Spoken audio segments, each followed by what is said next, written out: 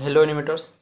आज इस वीडियो में मैं प्रिज्मा 3D के हर एक टूल के बारे में डिटेल में समझाऊंगा और सारे टूल को यूज करके भी दिखा दूंगा।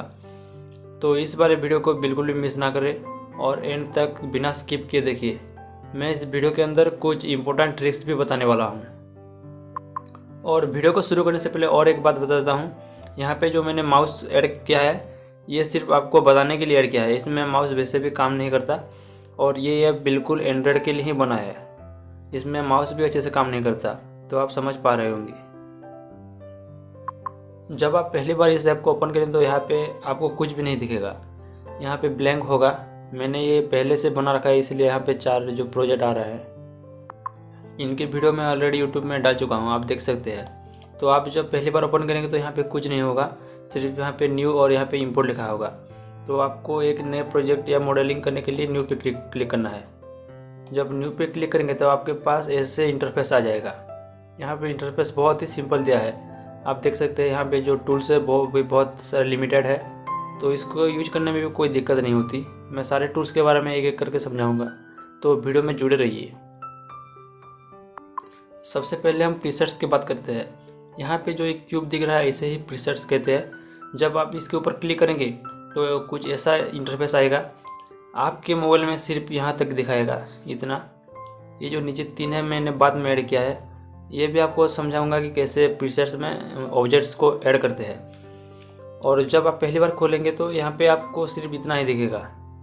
तो इसके ओपन करने के बाद यहाँ पे जो पहला है वो क्यूब है। इस ऑब्जेक्ट को क्यूब कहते हैं, आप देख लीजिए। क्यूब आपको पता ही है कैसा दिखता है, बस आपके लिए एक बार ले आऊँ इसको। उसके बाद देखते हैं यहाँ पे क्यूब के बाद यहाँ पे स्फीयर है।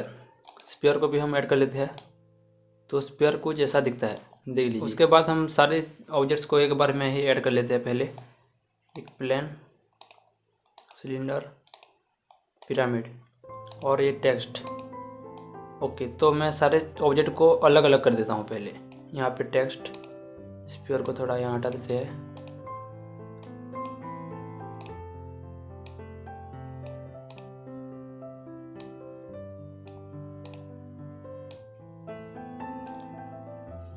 ओके, सीन को थोड़ा छोटा कर लेता हूँ, अब सही है।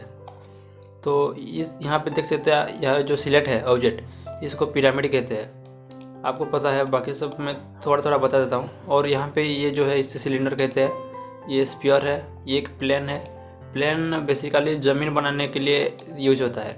और ये एक क्यूब है। और यहाँ पे आप 3D टेक्स्ट भी ला सकते हैं। टेक्स्ट में क्लिक करके यहाँ पे आप कुछ भी लिख सकते हैं अपने हिसाब से। यहाँ पे न्यू टेक्स्ट लिखा होगा, यहाँ पे आप अपना नाम भी डाल सकते हैं। यहाँ पे एक इम्पोर्टेंट चीज़ बताता हूँ। यहाँ पे आप जो कोई भी ऑब्जेक्ट को सिलेक्ट करेंगे ना, तो यहाँ राइट साइड में उस पर ब्लू होकर हाईलाइट हो जाएगा। मतलब मैंने मान लो पिरामिड को सिलेक्ट किया तो यहाँ पे पिरामिड के ऊपर एक ब्लू हाईलाइट आ गया। तो इस तरह से आप जान सकते हैं कि कौन सा ऑब्जेक्ट यहाँ पे सिलेक्टेड है। यहाँ पे राइट साइड में देख लेंगे, जिस भी नाम सिलेक्ट है तो पता चल जाएगा। और एक इम्पोर्टेंट बात, जब भी आप कोई भी मॉडल करें या प्रोजेक्ट कोई भी बना रहे हैं तो पहले आप उसे सेव कर लीजिए। पहले ही सेव कर लीजिए। यहाँ पे सेव है, यहाँ पे प्रोजेक्ट 1 लिखा है। आप इसको रीनेम भी कर सकते हैं, मैं कुछ भी लिख देता हूँ। यहाँ पे ये लिख दिया और डन कर दीजिए। उसके बाद सेव कर लीजिए। सिर्फ पहली बार आपको रीनेम करके सेव पे क्लिक करना पड़ेगा 2 बार। जब दूसरे बार आपको मैं ऐड कर देता हूँ यहाँ पे कोई स्फीयर। अभी मैंने एक स्फीयर ऐड किया तो मुझे दोबारा सेव करना है, तो सिर्फ मैं यहाँ पे सेव पे क्लिक कर दूंगा। ये सेव हो गया। अब आपको कोई भी रीनेम करने के लिए नहीं पूछेगा, कुछ भी नहीं पूछेगा। तो आप जब भी कोई प्रोजेक्ट बना रहे हैं पहले सेव कर ले। ये ऐप जो है बहुत पुराना है, 2019 में इसका लास्ट अपडेट था। तो इसमें बहुत सारे बग्स है। तो आप जब कोई प्रोजेक्ट बना रहे हैं बीच में ये हैंग हो जाता है और आपकी प्रोजेक्ट डिस्ट्रॉय हो जाती है। इसलिए आप यहाँ पे सेव कर लिया कि ये सेव होता है। उसके बाद हम चलते हैं अपने अगली टूल के तरफ। यहाँ पे ये जो है ये से मूव टूल कहते हैं। कोई भी ऑब्जेक्ट आप सिलेक्ट कीजिए तो यहाँ पे 3 एक्सिस आपको दिखेंगे, ये एक्स एक्सिस, ये वाई एक्सिस और ये जेड एक्सिस। तो आप इस ऑब्जेक्ट को कोई भी एक्सिस में मूव कर सकते हैं। जैसे कि इसको मैं एक्स एक्सिस में भी मूव कर सकता हूँ, इस तरह से वाई एक्सिस में भी मूव कर सकता हूँ और जेड एक्सिस में भी। तो आप किसी भी ऑब्जेक्ट को इस टूल की मदद से मूव कर सकते हैं। दूसरा है रोटेट टूल, यहाँ पे रोटेशन टूल है, तो आप कोई भी ऑब्जेक्ट को एक्स वाई या जेड कोई भी एक्सिस में रोटेट कर सकते हैं इस तरह से। देख लीजिए यहाँ पे ऐसे ऐसे कहीं से भी इसे रोटेट कर सकते हैं। इस टूल का काम यही है। उसके बाद जो नेक्स्ट है वो स्केल है। इस टूल की मदद से आप कोई भी ऑब्जेक्ट को बड़ा या छोटा कर सकते हैं। मान लीजिए इसको मैं बड़ा करना चाहता हूँ तो ऊपर ड्रैग करूँगा और छोटा तो नीचे। ये जेड एक्सिस में अभी स्केल हो रहा है, वैसे मैं एक्स एक्सिस में भी इसको बड़ा छोटा कर सकता हूँ, इस तरह से वाई एक्सिस में भी। तो आप इस टूल की मदद से कोई भी एक्सिस में इसे बड़ा या छोटा कर सकते हैं। ये बहुत ही इंपॉर्टेंट टूल है, इन सब का नाम आपको याद रखना होगा। अब चलते हैं हम सीन की तरफ। ये जो दिख रहा है आपको ग्रिड दिख रहा है और यहाँ पे जो भी चीज़ है इसी को ही सीन कहते हैं। मैं सीन से पहले सारे ऑब्जेक्ट को यहाँ से हटा लेता हूँ। यहाँ से मैं मल्टी सिलेक्ट करूँगा। मल्टी सिलेक्ट करने के लिए आपके पास 3 तरीके होते हैं। पहला तो ये बटन है, इसमें क्लिक करेंगे और जिस ऑब्जेक्ट को आप सिलेक्ट करते जाएंगे तो वो सब सिलेक्ट हो जाएगा।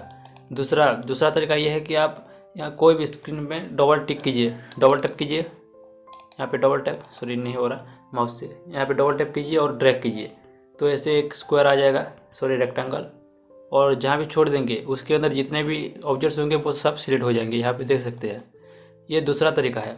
और तीसरा है कोई भी ऑब्जेक्ट के ऊपर होल्ड कीजिए, 1 से 2 सेकंड तक होल्ड कीजिए। मैं होल्ड कर लेता हूँ इसके ऊपर। उसके बाद आप जितने भी ऑब्जेक्ट को सिलेक्ट करेंगे वो सब एक साथ सिलेक्ट हो जाएंगे। इसी तरह से आप मल्टी सिलेक्ट कर सकते हैं। ये एक बहुत ही इंपॉर्टेंट ट्रिक है। तो मैं पहले इन सब को डिलीट कर लेता हूँ सीन से।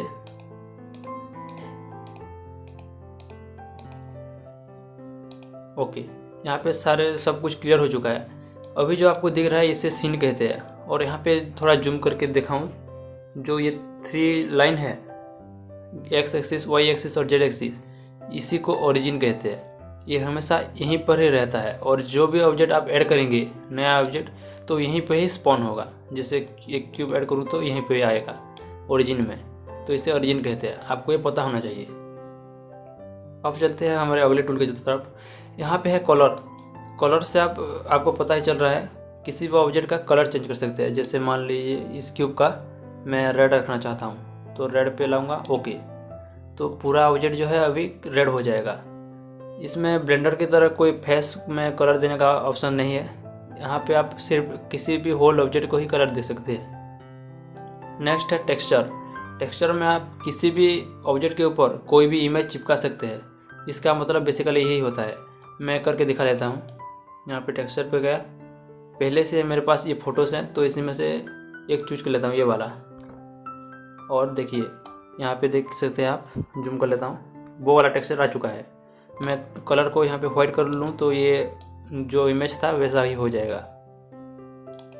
देखिए ये अपनी ओरिजिनल टेक्सचर में आ चुका है। तो इस तरह से आप कोई भी ऑब्जेक्ट के ऊपर इमेज चिपका सकते हैं, मतलब टेक्सचरिंग कर सकते हैं। नेक्स्ट है पोजीशन आप अभी को 000 दिख रहा होगा, मतलब ये ओरिजिन में है। ओरिजिन में पोजीशन हमेशा 000 होता है। अगर इसको मैं थोड़ा मूव कर लूँ, यहाँ पे मूव टूल में जाऊँ, थोड़ा सा मूव कर लिया, ये मैं कर लिया वाई एक्सिस में। यहाँ पे वाई एक्सिस में 0.3 पोजीशन चेंज हो गया। देखिए इस तरह से पोजीशन काम करता है, इसका ज़्यादा काम भी नहीं है। नेक्स्ट है रोटेशन। यहाँ पे हमारा सबसे ज़्यादा काम आता है रोटेशन। जब आपको 90 डिग्री में इसको घुमाना है तो आप ऐसे ऐसे करके घुमाते रहेंगे और आपको पता भी नहीं चलेगा कि वो एग्जैक्ट 90 में है या नहीं। यहाँ पे हमारा ये रोटेशन जो ऑप्शन है ये काम करता है। यहाँ पे एक बार क्लिक कीजिए, उसके बाद यहाँ पे इसको काट कर यहाँ पे 90 लिख दीजिए तो ये 90 डिग्री में रोटेट हो जाएगा। बहुत ही सिंपल है। इस तरह से ये जो ऑप्शन है हमारा बहुत काम का आता है। बेसिकली जब एनिमेशन करते हैं तो ये बहुत ही ज़्यादा काम का आता है। नेक्स्ट जो है वो स्केल भी हमारे लिए बहुत काम की चीज़ है। आप किसी भी ऑब्जेक्ट को स्केल कर रहे हैं तो थोड़ा थोड़ा ड्रैग करके बढ़ा रहे हैं। यहाँ पे अगर स्केल में जाकर मैं 2 लिख दूँ, यहाँ पे ये इसको 2 लिख देता हूँ, 2, तो देखिए एक बार में ही डबल हो गया, मतलब जितना था उसका 2 गुना। इस तरह से आप किसी भी ऑब्जेक्ट को सिर्फ लिख कर ही जितना चाहिए उतना बड़ा कर सकते हैं। तो ये टूल भी बहुत ही काम की है। आप चिंता मत कीजिए, मैं इन सब चीज़ों के एक प्रैक्टिकल भी आपको दिखाऊंगा। एक प्रोजेक्ट बनाऊंगा और उसमें इन सारी चीज़ों का यूज भी करके दिखाऊंगा।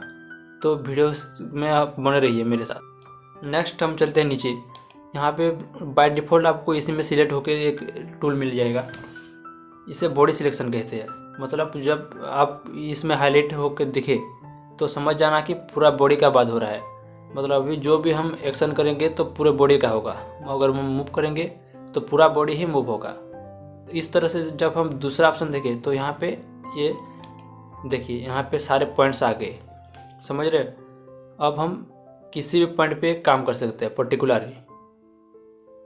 अब जब मैं इसको मूव करूँगा तो सिर्फ ये वाला पॉइंट जो है मूव होगा इस तरह से।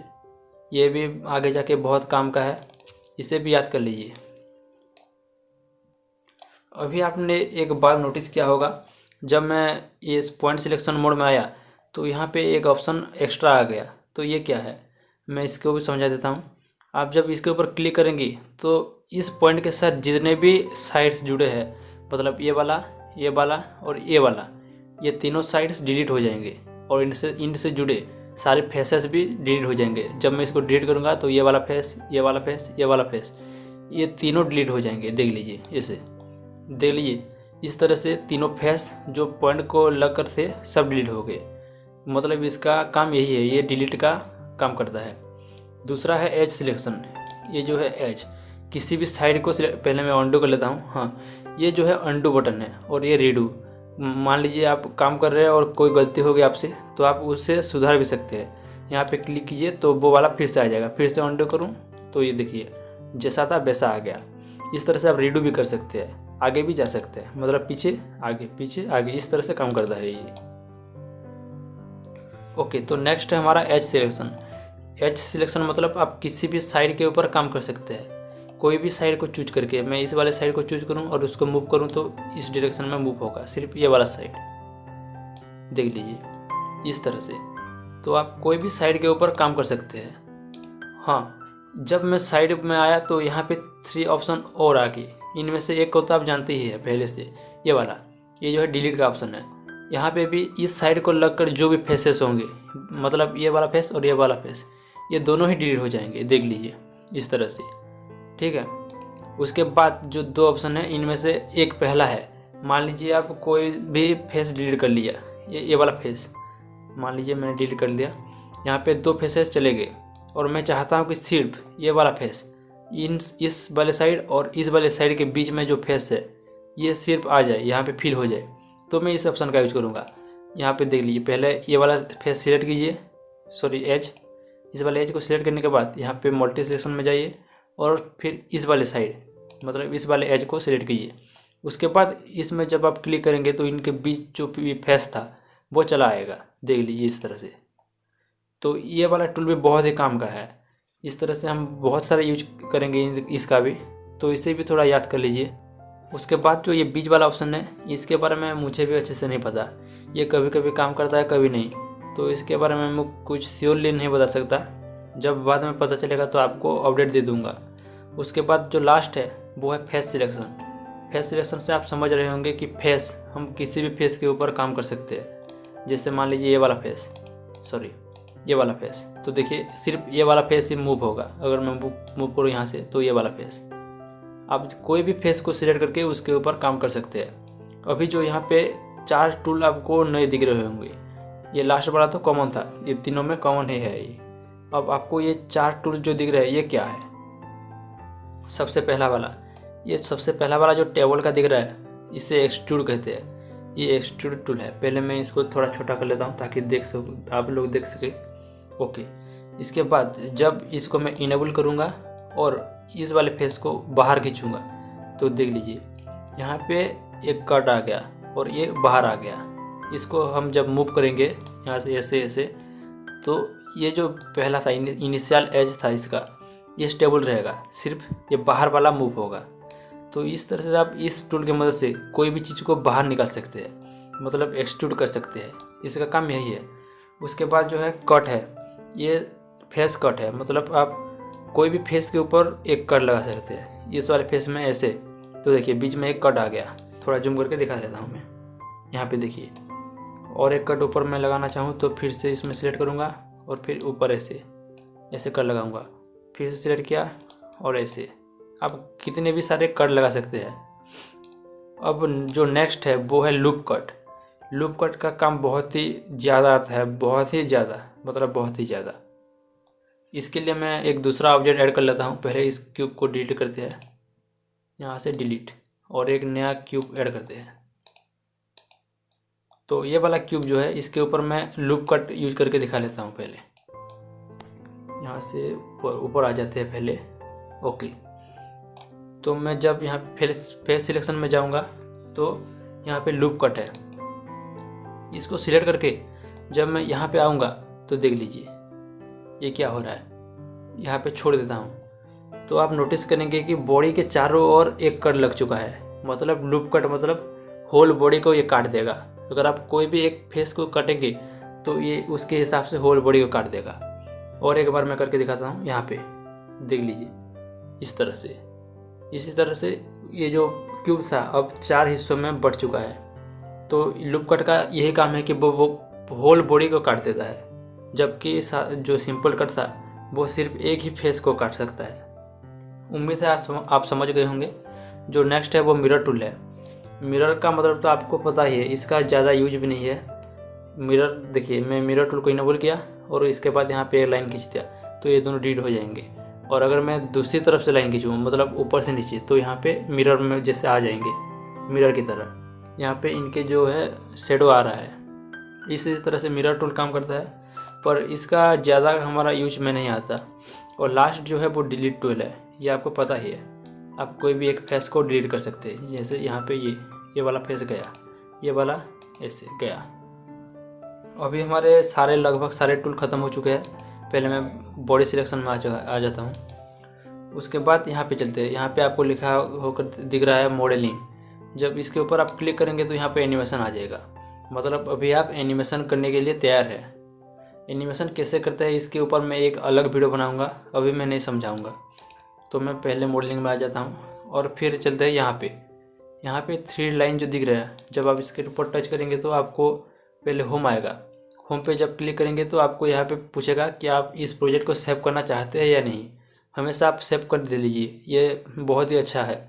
क्योंकि अगर आप सेव ना करके बैक कर लीजिएगा तो अगली बार ये जो प्रोजेक्ट है वो नहीं आएगा, यहाँ से डिलीट हो जाएगा। इसलिए हमेशा सेव करके आप बैक कीजिए। तो मैं अभी बैक नहीं जा रहा, इसलिए यहाँ पे क्लिक कर लेता हूँ। उसके बाद जो है रेंडर है। रेंडर तभी काम आता है जब आप कोई एनिमेशन करते हैं। मतलब आपने एक एनिमेशन कर लिया है तो आप उसको एक्सपोर्ट करने के लिए पहले रेंडर करना पड़ेगा। इसी तरह से रेंडर का जो काम है आता है। उसके बाद है सेव। मैं सेव के बारे में पहले ही बता चुका हूँ। अगर आप एक बार सेव कर लीजिए, अगर आप एक बार रीनेम करके सेव कर लिया तो दोबारा रीनेम करना नहीं पड़ता। सिर्फ सेव पर क्लिक कीजिए और ये जो पूरा प्रोजेक्ट है वो सेव हो जाएगा। और एक बात, यहाँ पे एक स्टार दिखेगा। मैं और एक टूल ऐड कर लेता हूँ, सॉरी ऑब्जेक्ट। तो देखिए यहाँ पे मेरा एक ऑब्जेक्ट ऐड हो चुका है। तो देखिए यहाँ पे एक स्टार दिखेगा। मतलब इस स्टार का छोटा सा जो स्टार है, इसका मतलब है आपका प्रोजेक्ट अभी तक सेव नहीं हुआ, उसमें कुछ चेंजेस हुए हैं और वो सेव नहीं हुआ।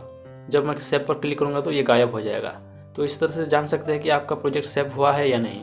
हमेशा यहाँ पे सेव पे क्लिक करते रहिए बीच बीच में, तो आपका जो प्रोजेक्ट है वो सेव होगा और हैंग भी नहीं होगा। जो नेक्स्ट है वो है इंपोर्ट। आप गूगल या कोई भी प्लेटफॉर्म से जो है 3D मॉडल ला सकते हैं, डाउनलोड कर लीजिए।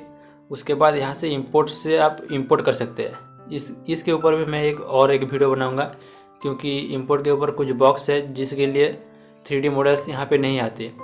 इसके लिए मैं एक और एक्स्ट्रा वीडियो बनाऊँगा। उसके बाद है एक्सपोर्ट। एक्सपोर्ट का मतलब आप कोई भी ऑब्जेक्ट या फिर वीडियो बनाए हैं, एनिमेशन वीडियो, तो उसको एक्सपोर्ट कर सकते हैं यहाँ से। उसके बाद है हेल्प के बारे में कुछ बताना नहीं चाहता। यहाँ पे फीडबैक और जो है ये एप्लीकेशन के लिए है। नेक्स्ट है बोन के टूल में 2 ऑप्शन आते हैं। पहला जो है बोन ऐड करने के लिए और दूसरा जो है रिगिंग के लिए। तो ये दोनों ऑप्शन के लिए मैं स्पेसिफिक वीडियो बनाऊंगा। ये एनिमेशन के वक्त में बताऊंगा।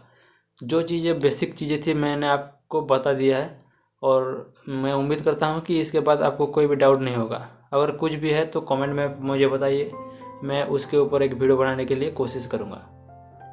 अब हम चलते हैं बैक, मतलब होम पे चलते हैं। आप जब एक प्रोजेक्ट को सेव कर लेंगे तो यहाँ पे शो कर लेगा, यहाँ पे शो कर देगा।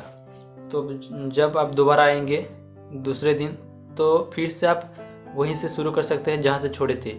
इसलिए हमेशा सेव कर लीजिए, नहीं तो यहाँ से ये डिलीट हो जाएगा और आप कुछ भी नहीं कर सकते।